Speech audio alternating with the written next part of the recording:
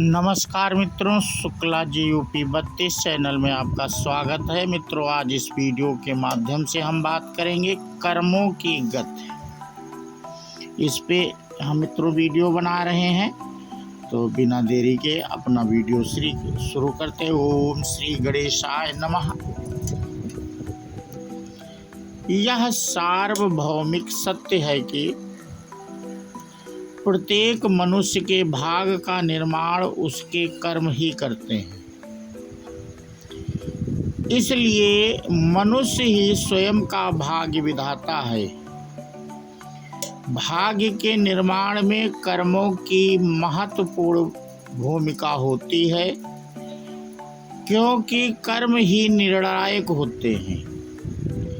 मनुष्य जैसे कर्म करता है, उसी के अनुसार उसके भाग्य का निर्माण होता है।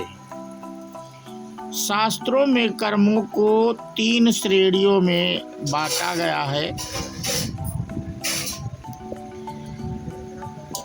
नंबर 1 क्रियमाण, नंबर 2 संचित और नंबर 3 प्रारब्ध।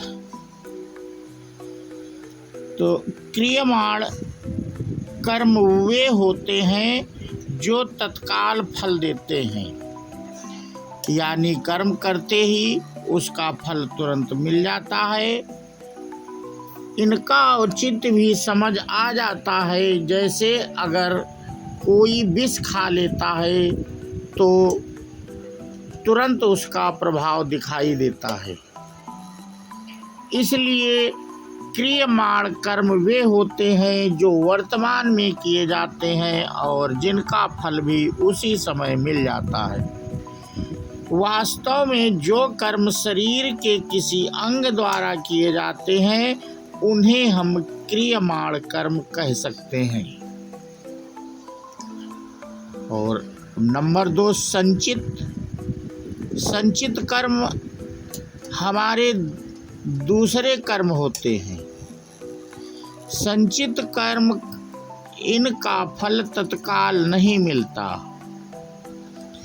मनुष्य जन्म जन्मांतर के चक्र में उलझा रहता है। उसके हर जन्म के कुछ कर्म होते हैं जो भाग्य बनकर दूसरे जन्म में संचित कर्म के रूप में प्राप्त होते हैं। परंतु शास्त्र कहते हैं कि यदि इन्हें अनुकूल परिवेश और गति मिले तो इनका फल भी शीघ्रता से मिल सकता है। अगर हम सच्चे दिल से ईश्वर का स्मरण करें और बुरे कर्म, छल कपट आदि न करें तो इनका फल भी हमें शीघ्रता से ही मिल जाता है।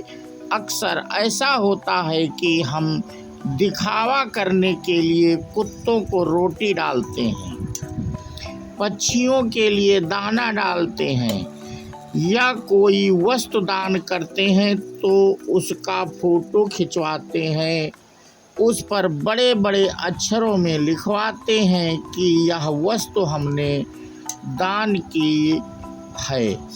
यानी कि हर तरफ से पब्लिसिटी स्टंट करते हैं ताकि ज़्यादा से ज़्यादा लोगों को पता लगे, और ख़ासकर यह ध्यान रखते हैं कि हमारे आसपास के लोगों को पता लगे कि हम काफ़ी धार्मिक हैं।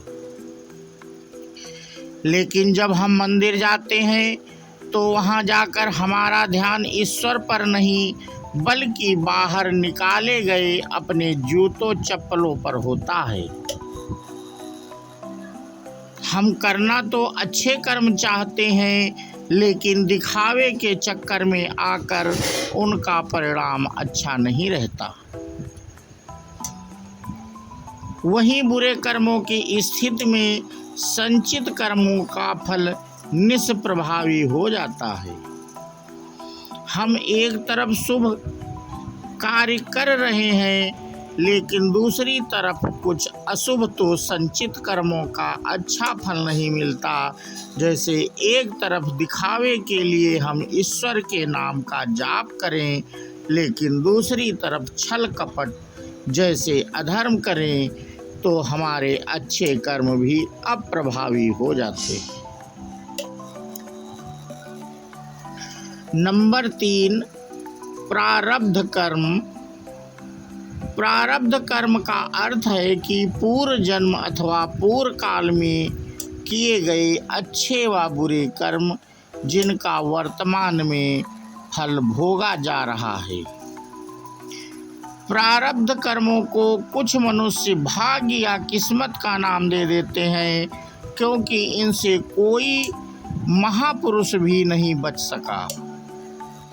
इनके प्रभाव से यकायक कुछ शुभ या अशुभ ऐसा हो जाता है कि विश्वास करना मुश्किल ही नहीं बल्कि नामुमकिन सा लगता है कि यह भी हो सकता है। राजा रंक हो जाता है और रंक राजा बन जाता है। प्रारब्ध के कर्मों का दुष्प्रभाव तप एवं पुरुषार्थ से कम तो किया जा सकता है, लेकिन उन्हें पूर्णतः समाप्त नहीं किया जा सकता। बड़े बड़े महापुरुषों और सिद्ध पुरुषों को भी अपने प्रारब्ध के कर्मों को भोगना पड़ा है। अक्सर मनुष्य का जन्म ही इन कर्मों को भोगने के लिए ही होता है।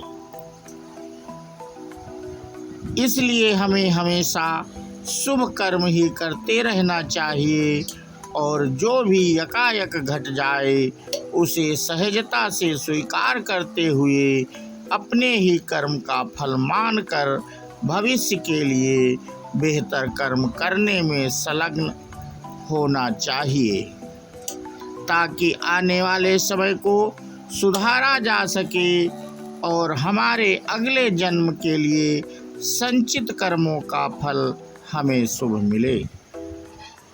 तो मित्रों, आज इस वीडियो के माध्यम से हम आपसे बात कर रहे थे कर्मों की गति, उससे संबंधित कुछ जानकारी साझा कर रहे थे।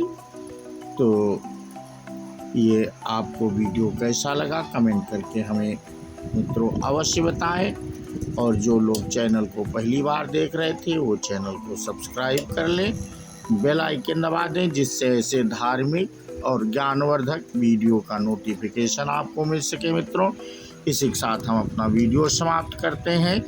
बोलो भोले भंडारी की जय हो। जय हिंद, जय भारत, वंदे मातरम।